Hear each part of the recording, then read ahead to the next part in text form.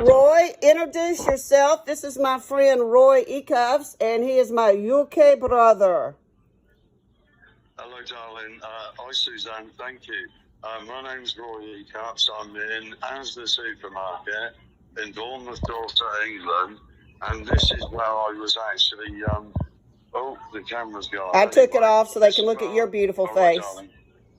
Oh, bless your heart. And I'm wearing these glasses. It's not to behave like gangster, like what it is. I've got such bad eyesight, and I have 6 pairs of glasses because I've got macular degeneration in both eyes, cataracts in both eyes. Because they hit you. They hit you with directional energy weapons. Exactly. Tell them your quick story. Tell them your MK Ultra quick story, Roy. Right, okay. 1983, I became the manager of a pier in Bournemouth, in my hometown here. The name of the pier was Boscombe Pier. It was one of the largest amusement arcades on the south coast of England. Oh, wow. When I was 20 or 21, I became the manager. Excuse me, Katie. And I became the manager. And what happened was, something happened to me when I was 20 or 21, and it was esoteric stuff. And I don't know what it was. So a policeman came up to me one day, and he said, now you're the manager. He said, are you getting any problems? And I sort of said, well, not really. And anyway, something happened to me around that time. For about 6 months, it was like everybody was taking the piss out of me, excuse my language. Yeah. Exactly. And I was walking around with my head down, and I couldn't understand this. And somebody confirmed a while ago that they used some occult sort of magic on me. And, I never gave my permission for anything like that to happen, and I never ever would. That's happening to me out of Gadsden, Roy. It's witches and warlocks doing satanic ritual abuse, and it's gang stalking. Yeah, exactly. And 6 months, sorry, that man was just staring at me straight in the eyes. It makes you uncomfortable. Wow, excuse me. Anyway, just coming outside. And anyway, 1990, the first time it lasted about 6 months. And this was 1982 or 83. And then I came back, I'd been round the world, did travelling, met my beautiful wife she was Slovakian, met her in Miami, came back to Bournemouth. My son was born. When my son was 3 weeks old, somebody poked his nose, didn't bother stopping at a zebra crossing. There you go. Oh, anyway, wow. Poked his nose in. Well, it doesn't matter. Poked his nose in the car park, so it doesn't matter to me. So anyway, I poked his nose in my marriage. And then after that, I went to Jamaica to live briefly, 3-4 months. Came home. And then when I came home, met a female in Charminster, place in Bournemouth, Dorset.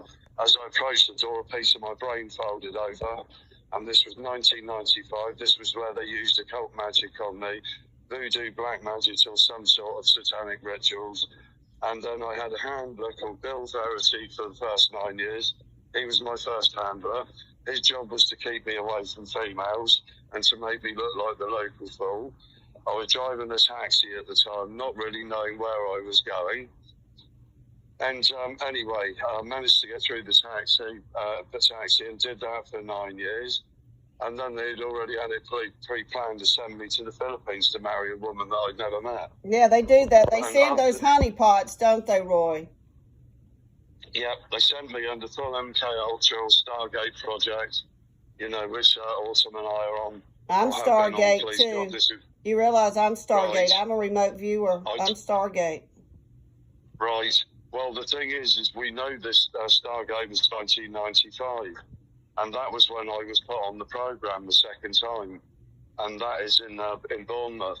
And it was done by the Bournemouth police, because the police and the Brotherhoods hated me since I was a child. Yep. I was a public figure when I was 15 and a half, nearly 16 years old. I started working on the pier, which was one of the largest amusement arcades on the south coast. And I was quite popular. People used to come from all over the country, or all my friends used to come down to see me, and they don't like it. Yep, they don't like you to have community or friends. They don't let me have friends, Roy. Yeah, I understand it, Suzanne, and the isolation, it's crippling. 2 Fridays ago. I didn't want to, but a lot of the time I don't want to be here. I'm not suicidal. I won't commit suicide, you know, but I didn't want to be here because it's pointless because every door's shut. Last night I got thrown out of 2 bars. Unbelievable. I went to a bar. I went to one bar because some local fool started on me a couple of weeks ago, and I was just in there listening to the karaoke, having a laugh. Some local fool wanted to start on me because he was more friends with my brother when we were children or something. It's gang stalking. It's isolation, skits, and police gang stalking. Yeah, and you're framed and you're set up everywhere, and they're always one step ahead of you, and you can't understand why. And we know they've got apps, don't we, Suzanne? Yep, they do. They know our day before we do. They can see in the future. They use technology. They know where you're going. They know your habits. They know what you shop, what you buy, where you go to the doctor, where you hang out. It is a choreographed torture, mind control, satanic ritual abuse program. Oh, the motorcycle. There you go. Yeah. And then generally, when you get to the place, the person's either nasty to you, rude, or there's a setup to try to make you angry, or to get you back up. Like last week, I had the 5-can trick in Lidl's in Boscombe, and that hurt me. And the reason it did is because it's my local supermarket, and he treated me like a local fool. Because it was all set up for me to pick the 5 cans up and for him to treat me and call me an arsehole. Boy, they're using the motorcycle crap on you. They do that crap to me. I hate it. Do you hear me? I hate it. Oh, no, this one isn't for that. It's because this is tea time. It's sort of up as 5 o'clock at night. Oh, okay. And everybody's on their, and the everybody's mopeds. on their way home. Well, they do noise assaults with motorcycles with me, and it just I hate it. Right. Well, this is the railway station, Suzanne. Oh, okay. This here takes you, it takes you to the southwest, or it takes you to London and to the north of the country. Oh, wow. So we're just going past that now. Yeah, my father worked on British Rail for 25 years. Oh, that's probably how you got targeted as a kid, Roy. No, my father, he was in the British Royal Air Force. Oh, there you go, Air Force. Yep. Yeah. Yep, that's your drone assaults and your satellite assaults and your gang stalking is Air Force.